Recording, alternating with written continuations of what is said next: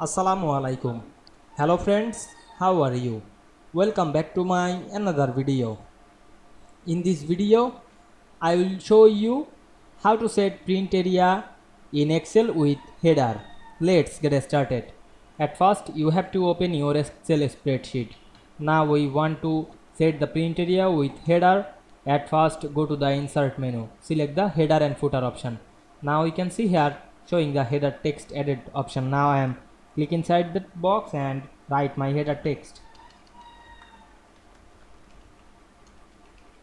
Now you can see we added my header text. Now I am select the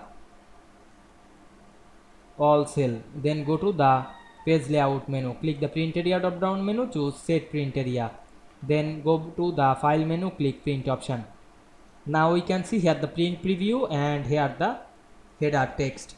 Now you want to print the page, click this print option. Now we can see we set print area with header easily. I hope you enjoyed my video.